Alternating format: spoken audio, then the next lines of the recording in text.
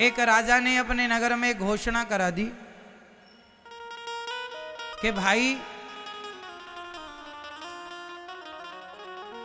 शमशान में जब आदमी जाता है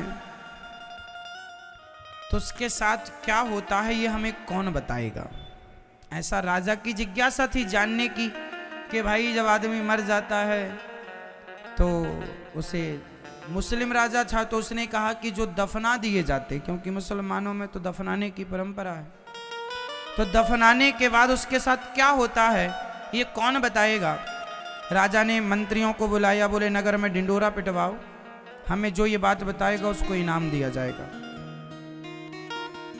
अब उसका मतलब ये था कि भाई तुम रात को जाओ शमशान में, वहां कब्र में दफन हो जाओ और रात को जो हो तुम्हारे साथ फिर वो हमें सवेरे बताना। तो अब कौन तैयार होगा ऐसे काम के लिए। सब लोग डर गए, कोई तैयार ना हुआ। राजा ने कहा था पैसा बहुत मिलेगा। तो गांव में एक कंजूस आदमी रहा करता था। गांव में एक बहुत बड़ा कंजूस, उसने सुना कि मरने से मिलना है कुछ, तो उसने कहा मैं तैयार हूं। कंजूस तो था ही, तैयार हुआ।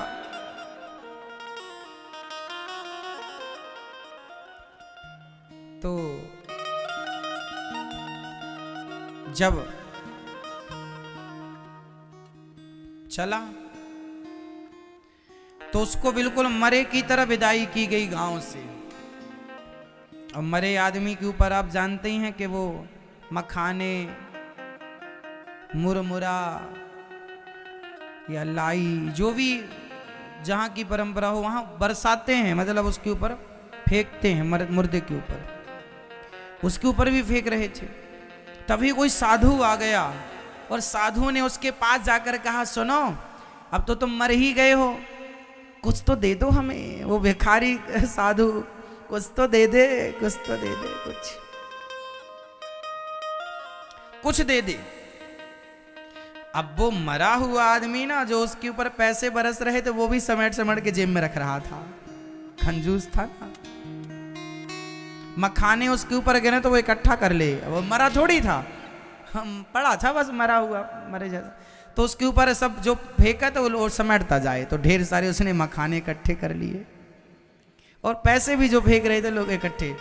तो एक साधु बड़ा पीछे पड़ गया, भाई कुछ तो दे दो, अब तो तुम मर ही रहे हो, कुछ तो दे दो, दान कर दो, कुछ तो दे दो, भूख लगी है खाने, कुछ तो दो।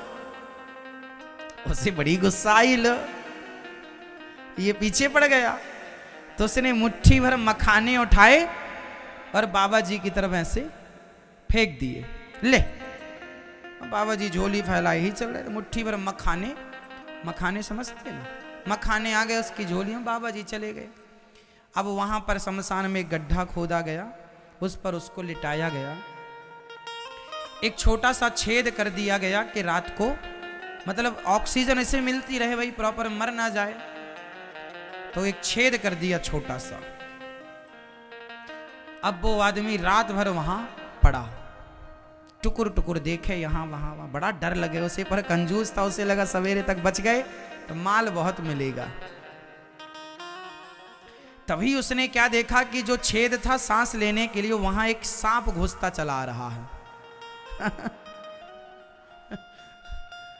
उस तरफ एक छेद से काला सा नाग, अब सांप तो सांप है, घुस रहा। उसे आवाज आई कुछ, तो उसने ऐसे आंखें चढ़ा कर देखी, उसके सिर के पास ही था और वो छेद, ताकि ऑक्सीजन उसे मिलती रहे। सांप आ रहा था। अब वो बड़ा डरा और ऊपर से माटी आटी डल चुकी थी, अब वो भाग भी नहीं, अब मारे धक्का, और काहे को खोले वो। पड़ा वो सांप आ रहा, वो लाठी भी नहीं है, हाथ लगाए तो हाथ ही में डसेगा, तो हाथ तो लगा नहीं सकता, लाठी पत्थर कुछ है नहीं। तभी उसने देखा कि उस छेद में बहुत सारे मखाने की एक दीवार सी बन गई और उसने सांप को रोक दिया। सांप आना बहुत चाहता था, पर वो मखाने ना, सांप ने कुछ फन मार करके मखानों को चूरा भी किया, पर कुछ रह गए। मखाने अपने आप पता नहीं कहां से आ गए और उसके छेद में वो मखाने की दीवार सी बन गई। सांप वापस चला गया। वो आदमी सब देख रहा था पड़ा पड़ा, उसे मौत नजर आ गई थी सच्ची वाली, मर गए, सांप आएगा डसेगा। लेकिन वो मखाने जो थे ना, वो बताओ, वो मखाने की दीवार क्या थी बताओ? जो उसने एक साधु को मखाने दान दे दिया, बस वही मखाने उसकी मौत को बचाने के लिए मखाने आड़े आ गए और उसकी रक्षा की। इससे अर्थ ये निकला, जैसी सवेरा हुआ खोला गया और वो राजा के पास गया। राजा ने कहा तुम बताओ क्या अनुभव किया? उसने कहा वो सब बाद में बताऊंगा।